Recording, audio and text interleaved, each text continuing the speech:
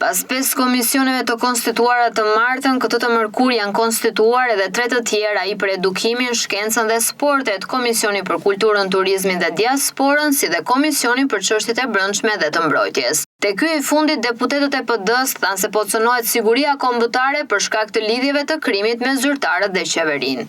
Ky komision ka qenë quajtur Komision i Sigurisë Kombëtare.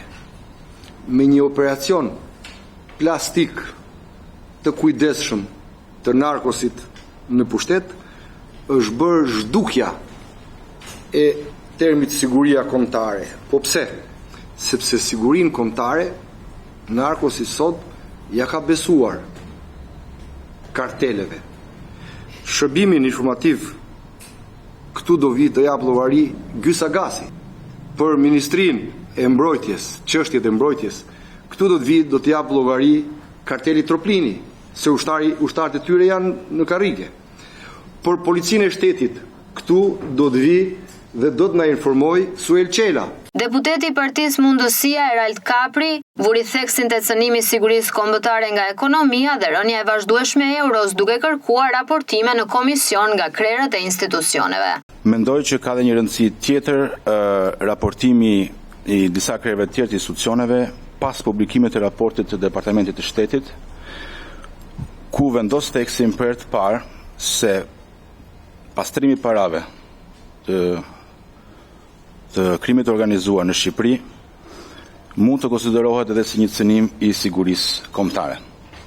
Kështu që në këtë kuadër unë kam një propozim konkret që Komisioni i Sigurisë të thrasi edhe guvernatorin e Bankës së Shqipërisë se rënja e nivelit të euros raport me lekun ka arritur në një situatë shqetësuese, sa shumë punonjës të ndershëm të Bankës së Shqipërisë po ngren alarmin për një pasojë të pakthyeshme në ekonominë shqiptare. Kryetari i Komisionit Bledi Çuçi tha se opozita do të ketë aksesin e shprehjes në komision derisa të jetë ai kryetar, por sipas rregullave etikës dhe kushtetutës, duke thënë se objektet e komisionit ishin kryesisht ndryshe nga një pjesë e diskutimeve që u bën këtë të mërkur.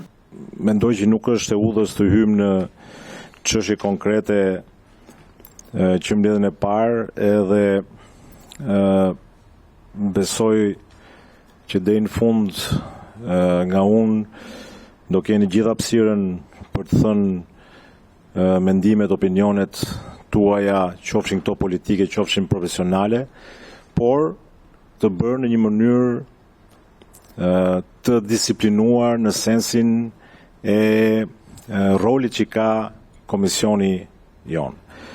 Dhe pa hyrë dhe pa marrë përsipër të bëjmë rolin e institucioneve të tjera ligjzbatuese, duke filluar që nga shërbimet, policia edhe deri ke prokuroria apo gjykata. Çuçi tha se problematikat e shtuara në lidhje me rendin dhe sigurinë do të trajtoheshin në vijim.